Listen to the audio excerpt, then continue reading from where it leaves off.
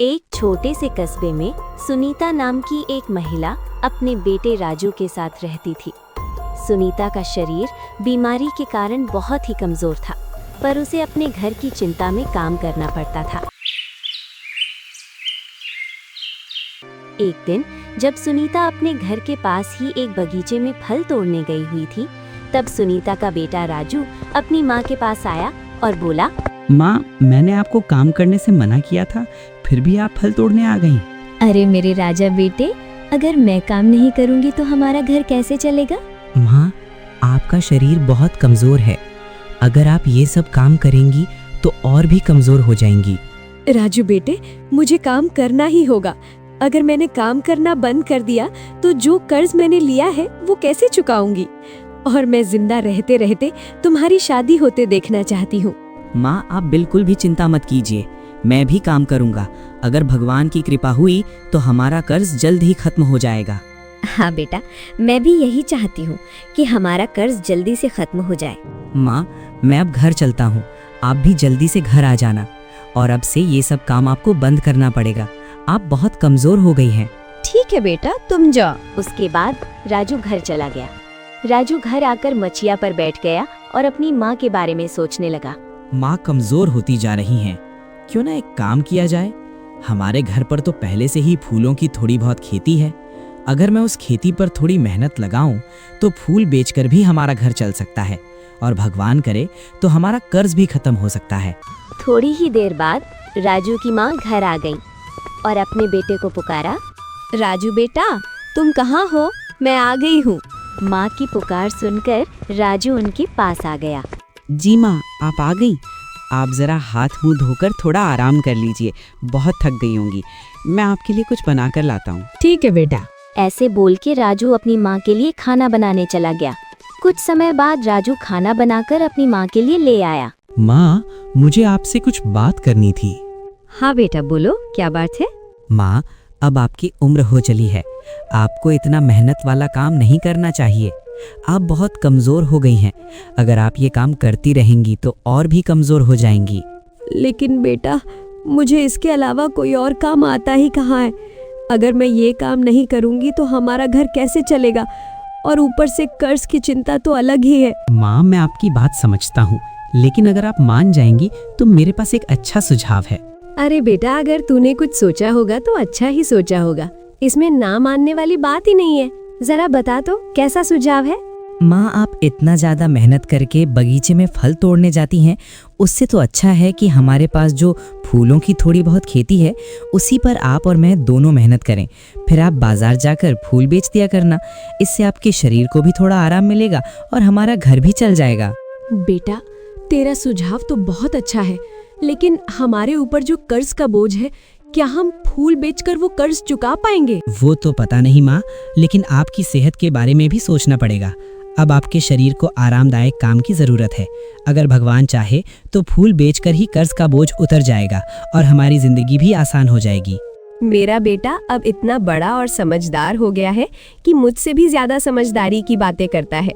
तो फिर ये तय हुआ कि अब हम दोनों मिलकर फूलों की खेती पर मेहनत करेंगे और उन फूलों को बाजार में बेचने ले जाएंगे। इससे मेरे शरीर को भी बहुत आराम मिलेगा। हाँ माँ, हम कल से ही काम पर लग जाएंगे। ऐसे ही दोनों माँ बेटे ने मिलकर एक नया काम अपने हाथ में लेने का फैसला कर लिया। पिछले दिन सुनीता और उनका बेटा राजू दोनों अपनी फूलों की खेती की ओर निकल पड़े।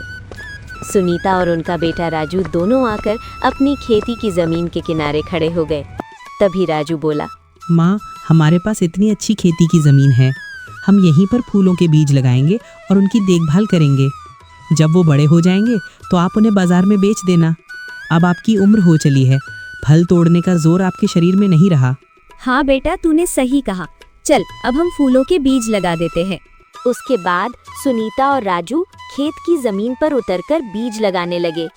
सुनीता और राजू खेत का काम निपटाकर जब घर जा रहे थे, तब रास्ते में उन्हें विजय मिल गया। विजय वही आदमी था जिससे सुनीता ने कर्ज लिया था। सुनीता, अच्छा हुआ तुम यहीं मिल गई। तुमने जो मुझसे 4 महीने पहले कर्ज लिया था उसका तो कोई अता पता ही नहीं। न ब्याज दे रही हो, न पूरा कर्ज चुका रही हो। विजय भैया, आप मुझे कुछ महीने की मोहलत दीजिए, मैं कुछ ना कुछ जरूर कर लूंगी। अरे ये कैसी बात हुई भला? 3 महीने तो बीत चुके हैं, तुम्हें अभी और भी वक्त चाहिए क्या? चाचा जी, आप हमें कुछ महीने और दीजिए, हम कुछ न कुछ ज़रूर करेंगे। माँ का शरीर अब कमज़ोर हो गया है, पहले जैसा ज़्यादा मेहनत वाला काम अब वो नहीं कर सकती। आप बस हमें कुछ महीने और दे दीजिए।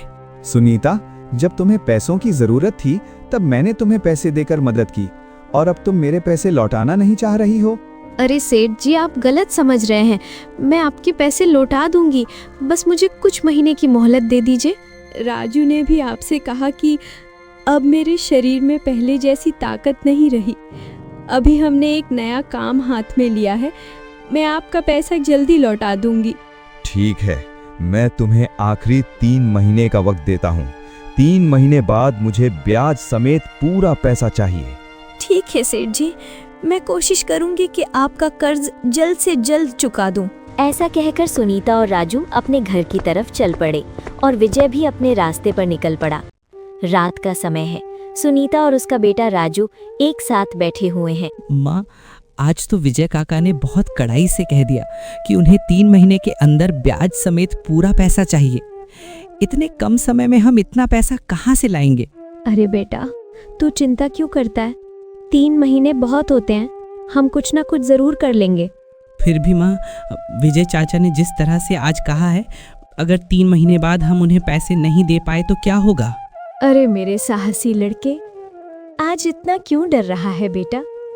तूने ही तो कहा था कि अगर हम मन और लगन से फूलों की खेती के काम पर लग जाए तो हमारा कर्ज का बोझ भी उतर जाएगा और हमारा घर भी चल जाएगा।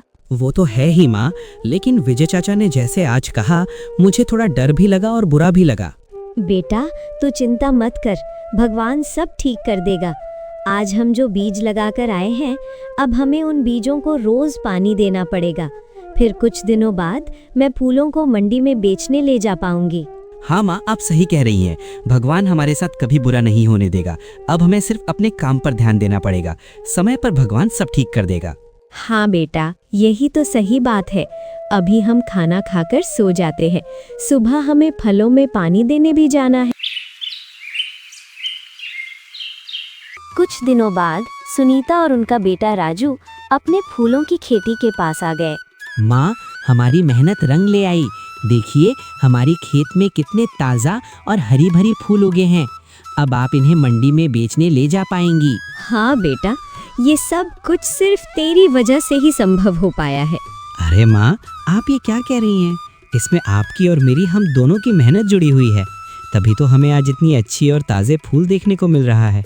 हाँ बेटा, तूने सही कहा, ये सब हमारी मेहनत का ही नतीजा है। अभी हम फूलों को तोड़ लेते हैं, उसके बाद मैं मंडी जाकर इन फूलों को बेच दूंगी। हाँ माँ, चलिए हम अपने फूलों को तोड़ लेते हैं। ऐसा कहकर दोनों माँ बेटे फूलों को तोड़ने खेत में उतर जाते हैं। कुछ समय बाद सुनीता के खेत के पास से सुमन गुजर रही थी। सुमन ने सुनीता को देखकर अपने कदम रोक लिए। अरे ओ चाची जी, आप कैसी है? अरे सुमन बेटा, कहाँ जा रही हो?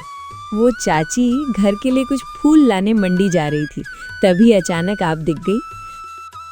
आप तो पहले फल तोड़ने बगीचे में जाया करती थी, अब अचानक फूलों की खेती में कैसे? बेटी, क्या बताऊं तुझे, अब मेरी उम्र हो चली है। पहले जैसी फल तोड़ने की ताकत मेरी बाहों में नहीं रही। तब राजू बेटे ने कहा कि हमारे पास जब फूलों की खेती के लिए थोड़ी सी ज़मीन है ही, तो हम दोनों वहीं पर थोड़ा मेहनत करेंगे। इससे हमारा घर चल जाएगा और मेरे शरीर को भी थोड़ा आराम मिल जाएगा। अरे वाह, ये तो राजू ने एकदम सही कहा। और चाची, वैसे भी अब आपको आरामदायक काम ही करना चाहिए, नहीं तो आप कमज़ोर हो जाएंगी। अच्छा ही है, अब से मैं आपके पास से ही फूल ले लिया करूँगी, एकदम ताज़ा ताज़ा। हाँ सुमन बिटिया, ज़रूर। अभी राजू और मैं फूल तोड़ ही रहे थे, उसके बाद मैं बाजार जाने वाली थी फूलों को बेचने के लिए। अच्छा हुआ तुम मिल गई, अब हम दोनों एक साथ चलेंगे। हाँ चाची जी, बिल्कुल। वैसे ये चाची, मैं आपसे एक बात पूछूं क्या? अरे हाँ सुमन बेटी, पूछो। चाची, आपने जो विजय चाचा से कर्ज लिया था वो लौटा दिया क्या? अरे नहीं सुमन बेटी, मैं अभी तक उन्हें उनका पैसा लौटा नहीं पाई। शरीर में काम करने की ताकत ही नहीं रही। अब किसी तरह घर चल रहा था, इसीलिए राजू बेटे ने मेरे और कर्ज के बारे में सोचकर ये कदम उठाया। अच्छा चाची, मैं समझ गई। आप चिंता मत कीजिए। राजू और आप इतना मेहनत कर रहे हैं, भगवान जरूर आप लोगों पर कृपा करेंगे। हाँ सुमन बेटिया, अब सब भगवान के ऊपर ही है। वैसे अब जल्दी से फूल तोड़कर हम दोनों बाजार के लिए निकल जाते हैं, नहीं तो देर हो जाएगी। उसके बाद सुनीता और राजू जल्दी जल्दी फूल तोड़ने लगे और सुमन ने भी उनकी थोड़ी मदद कर दी। कुछ देर बाद सुनीता बाजार जाकर फूल बेचने लगी। रात का समय है। सुनीता फूल बेचकर घर आ गई और अपने बेटे राजू के साथ बैठ गई। माँ, आज बाजार में आपका पहला दिन कैसा रहा? बेटा, दिन तो अच्छा ही गया और फूल भी बिक गए, लेकिन क्या तुम्हें लगता है कि इस काम से हमारा कर्ज का बोझ उतर जाएगा? माँ, आप पहले दिन ही ऐसी बातें क्यों कर रही हैं? भगवान पर विश्वास रखिए। भगवान के ऊपर तो पूरा भरोसा है बेटा, लेकिन आज जो मैंने फूल बेचे हैं उनमें ज्यादा मुनाफा नहीं हुआ, थोड़ी सी ही कमाई हुई है, इसलिए मैंने तुमसे ऐसा कहा। अरे माँ, लोग एक ही दिन में थोड़ी ना अमीर बन जाते हैं। सब कुछ धीरे धीरे ही होता है। आप सब्र रखिए, सब ठीक हो जाएगा और थोड़ी थोड़ी कमाई मिलकर ही एक बड़ी रकम बनती है। हाँ बेटा, तेरी बात तो सही है, लेकिन विजय सेठ ने जो हमें 3 महीने का वक्त दिया था वो कुछ दिनों में पूरा होने वाला है, इसीलिए मुझे चिंता हो रहा है। माँ, आप इतना चिंता मत कीजिए। अगर जरूरत पड़ी तो मैं भी आपके साथ बाजार जाऊंगा फूलों को बेचने, और खेत में भी ज्यादा मेहनत करूंगा। तेरी बातें सुनकर मुझे बहुत अच्छा लगता है बेटा, तू सच में बहुत बड़ा हो गया। अभी मैं बहुत थक गई हूँ, सो जाते हैं जल्दी से, कल फिर से फूलों को बेचने भी जाना है। माँ, आप ज्यादा चिंता मत कीजिए, जो होगा अच्छा ही होगा। ऐसे ही सुनीता हर रोज फूलों को बेचने के लिए बाजार जाने लगी और कुछ दिन बीत गए। एक दिन जब सुनीता फूलों को बेचकर जल्दी से घर जा रही थी, तब अचानक रास्ते में विजय सेठ उसे मिल गए। विजय सेठ बहुत गुस्से में थे। अरे सुनीता, 3 महीने हो गए, मेरे पैसे कहाँ हैं? विजय सेठ जी, अच्छा हुआ कि आप यहीं मिल गए। मैं आपके पास जाने ही वाली थी। दरअसल अभी तक मैं पैसों का इंतजाम नहीं कर पाई हूँ। आप मुझे आखिरी 3 हफ्ते दे दीजिए, मैं आपका कर्ज चुका दूंगी।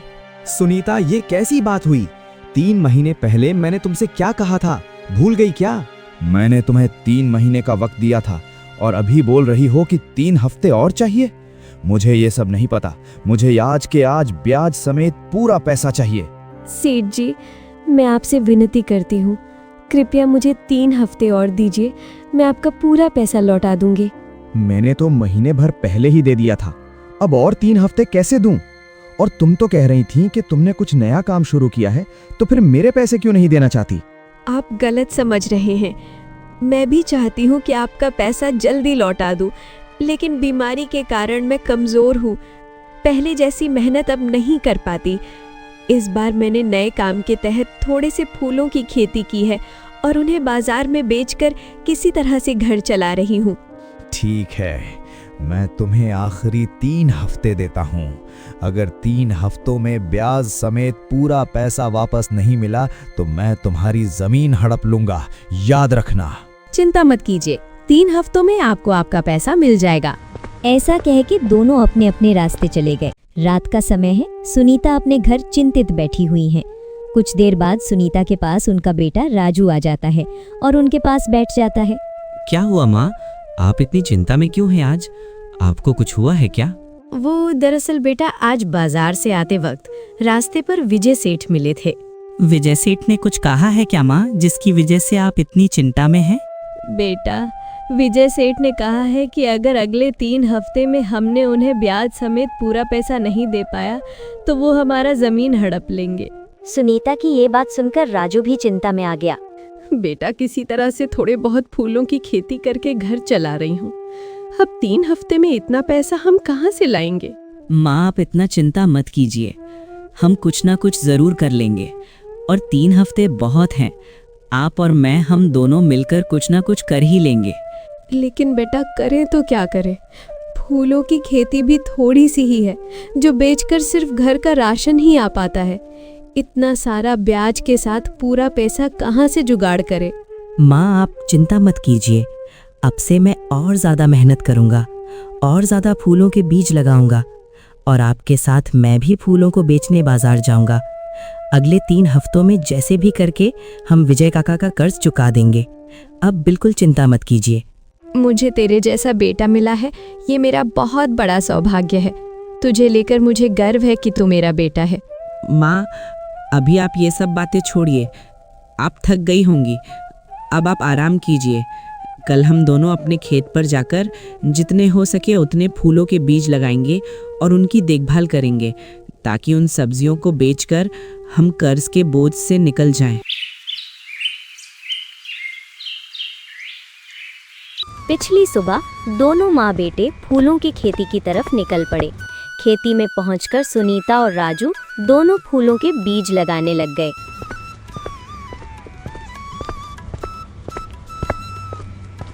माँ, इस बार हमने पिछली बार के मुकाबले दुगने बीज लगाए हैं। अब हमें 1 हफ्ते तक इनकी देखभाल करनी पड़ेगी और दूसरे हफ्ते हम फूलों को बेचने के लिए बाजार ले जाएंगे।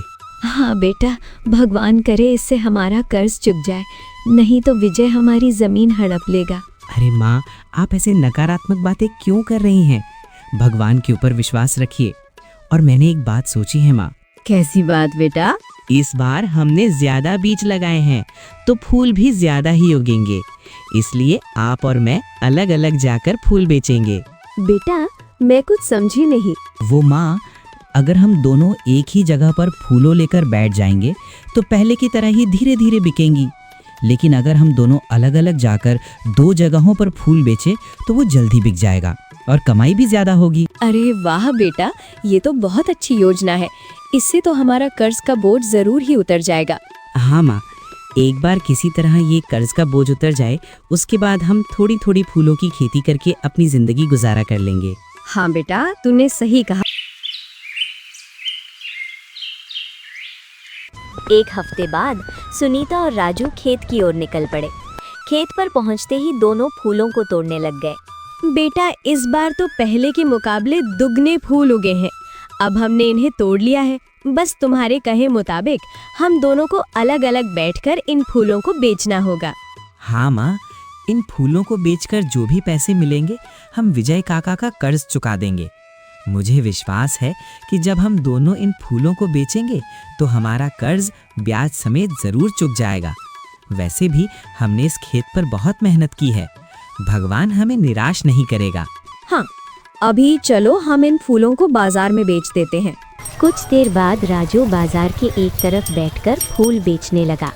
रात का समय है, सुनीता और राजू बैठे हुए हैं। बेटा आज हमारी मेहनत रंग लाई है। अब हमारा कर्ज का बोझ उतर जाएगा। कल हम दोनों जाकर विजय सेठ को ब्याज समेत पूरा कर्ज चुका देंगे। हाँ माँ, हमने बहुत मेहनत की है, भगवान हमें कैसे निराश कर सकता है। आज इसी मेहनत की वजह से फूलों को बेचकर हम कर्ज के जाल से निकल जाएंगे।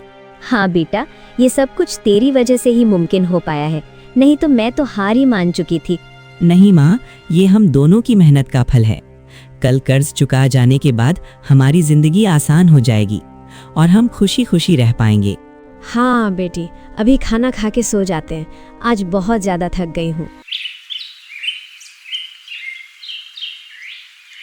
अगली सुबह सुनीता और राजू दोनों विजय के घर उनका कर्ज चुकाने निकल गए। कुछ देर बाद दोनों विजय के घर पहुंच गए।